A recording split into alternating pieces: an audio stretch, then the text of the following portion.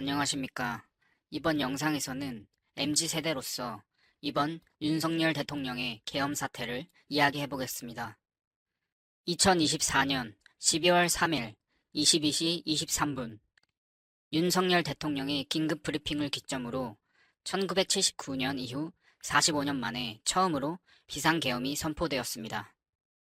특히 당시 민주화 운동을 겪었던 부모 세대들이 과거의 공포를 떠올리며 가장 큰 충격을 받았습니다. 저 역시 역사로만 접했었던 계엄의 참혹함을 떠올리며 급히 생수와 라면, 참치캔 등을 구비했지만 계엄령은 국회의 신속한 결의안 가결로 인해 2시간 만에 해제되었고 많은 사람들이 안도감과 동시에 당혹감을 금치 못했습니다. 저는 윤석열 대통령이 대체 왜 계엄령을 발동했을까 고민했습니다. 이 비상계엄으로 이득을 보는 쪽이 어디일지를 연관지어 생각해 보았고, 결론적으로 계엄은 윤석열 대통령이 주도했지만 확실한 국회 내부의 간첩 혐의나 실질적인 증거가 없다면, 혹은 있다고 해도 탄핵을 위한 행동을 멈추지 않았던 민주당에게 기회를 주게 되는 이번 비상계엄 사태에 대해 전혀 이해가 되지 않았습니다. 실제로 그 후 비상계엄 사태와 연관된 많은 사람들이 청문회를 거치며 구속되고 민주당을 주축으로 내란을 이야기하며 많은 일들이 벌어졌습니다. 저는 윤석열 대통령의 계엄을 반대합니다. 현재 보여지는 사실만으로는 대통령의 탄핵을 지지할 만큼 그 당위성이 매우 의심됩니다만 동시에 선관위에 대한 의문과 구체적인 감사의 필요성을 느낍니다.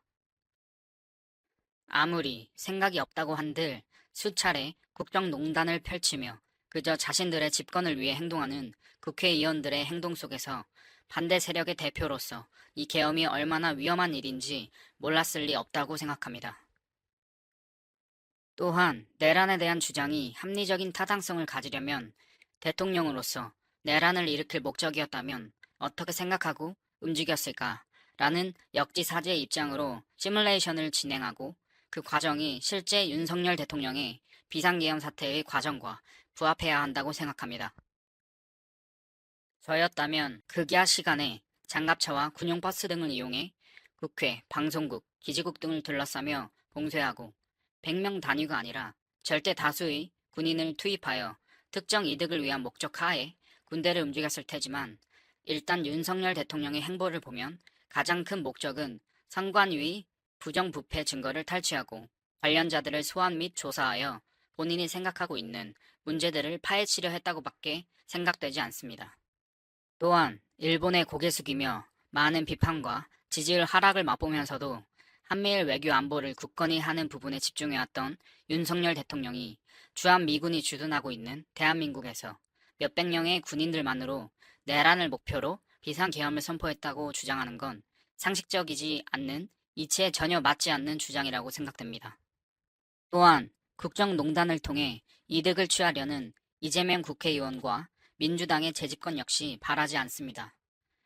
애초부터 정부가 꾸려지면 그들이 올바른 정치와 경제를 이끌어 가는지 지켜보고 보조하며 부족한 부분들을 지적하고 조정하는 역할을 맡아야 하는 야당이 박근혜 전 대통령의 탄핵으로 맛본 달콤한 독재 정치의 맛을 잊지 못하고 현재까지도 마구잡이식의 국정농단을 벌이며 부덕만을 일삼는 모습들을 보면 그들의 재집권, 특히 과반 이상의 집권은 이후에도 절대로 이루어져서는 안 된다고 생각합니다. 하지만 그렇다고 윤석열 대통령을 지지하지는 말아야 합니다. 우리는 객관적인 사실만으로 상황을 판단하려 노력하되 긍정적인 방향성을 갖는 선례를 남겨야 합니다. 따라서 윤석열 대통령의 탄핵소추가 가결된 지금 적법적인 헌법재판이 이루어지는 과정에서 탄핵이 진행되더라도 민주주의에 꽂힌 선거에 대한 불신이 증폭되는 일을 막기 위해 합리적이고 타당성 있는 탄핵을 추진하기 위해서라도 선관위에 대한 강도 높은 감사가 동시에 이루어져야 한다고 생각합니다. 실제 비슷한 선거 시스템을 갖고 있는 다른 나라들의 사례를 보면 중국의 캐나다 선거 개입 정황과 미국의 선거 시스템 해킹 정황, 일본의 부분적 부정선거 사건 등이 있었습니다.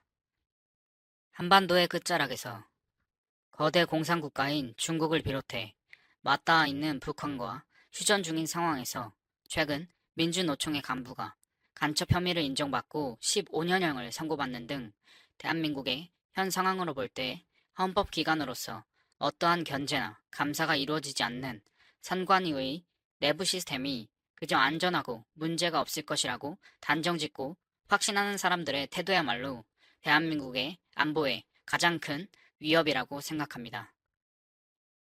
저 역시 모든 선거가 조작되어 있고 모든 당선이 부정하다고 생각하지는 않습니다.